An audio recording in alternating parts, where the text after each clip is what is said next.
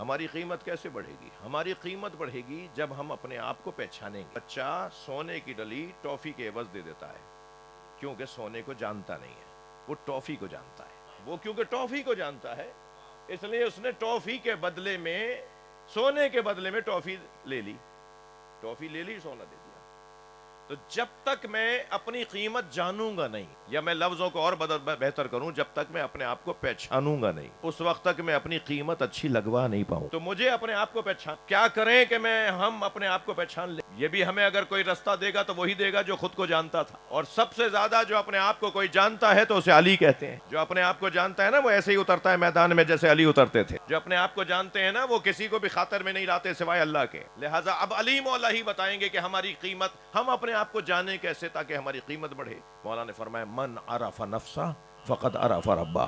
تمہیں معرفت الہی حاصل کرنی ہے، پہلے اپنے آپ کو پہچانو۔ سب سے، میں اپنے مقدمے کو یہاں تمام سمجھوں، سب سے زیادہ مجہول مخلوق، سب سے زیادہ ناشناختہ مخلوق، سب سے زیادہ مشکل مخلوق انسان ہے۔ اس کو پہچاننا سب سے زیادہ، یہ ہر چیز کو پہچان جاتا ہے، ہر چیز کو جان لیتا ہے، مگر اپنے آپ کو نہیں جانتا۔ انسان شناسی ایک خطرناک، انتہائی گہرا، اتنا سنگین، انتہائی مشکل مضمون ہے۔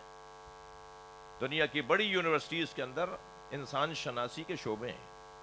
انسان کو پہچانو تو صحیح، یہ ہے کیا؟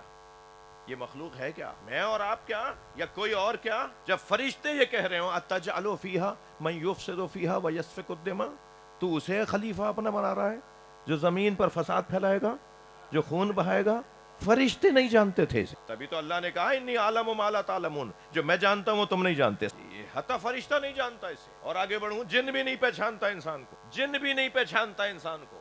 یہ جن تھا نا، شیطان جن ہے نا، اس نے کیا کہا کہ خلقتنی من نار وخلقتہ من طین، تو نے مجھے آگ سے بنایا ہے اور اسے مٹی سے بنایا ہے۔ کہاں جانتا تھا اپنے آپ کو؟ کہاں جانتا تھا انسان کو؟ غلط بات کر رہا تھا نا۔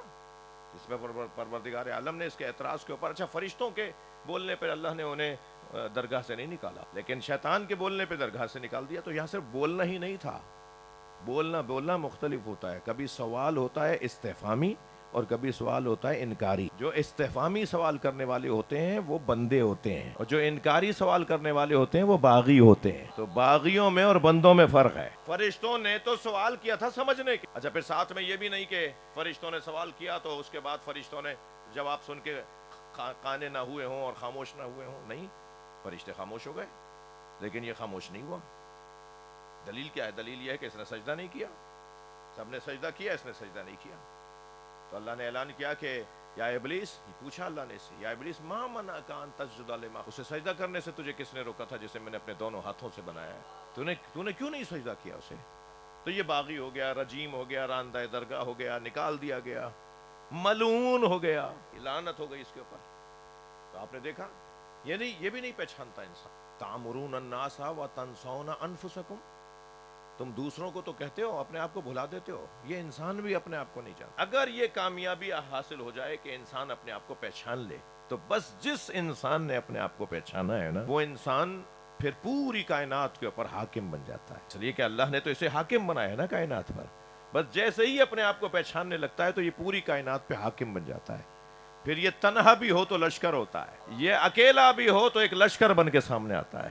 وہ میدان میں اترتا ہے تو کسی کو خاطر میں اس لیے نہیں لاتا کہ آنے والا میرے برابر کہاں ہے، وہ ایک خاص شان کے ساتھ میدان میں اتر رہا ہوتا ہے۔ اور یہ کیفیت ہے عزیزان گرامی، بس جس نے جتنا اپنے آپ کو پہچانا ہے، اتنا ہی اس کو اللہ نے صاحب اختیار بنا دیا۔ یہ جو ولایت تکوینیہ ہے نا، یہ ولایت تکوینیہ یہ حاصل ہی اسے ہوتی ہے کہ جس نے اپنے اوپر ولایت حاصل کر، لفظوں کو بدل کے کہوں، جو اپنے اوپر قابو پا لیتا ہے، اپنے آپ کو سمجھ لیتا ہے، پھر اللہ سب چیزیں اس کے سامنے کھول کے رکھ دیتا ہے۔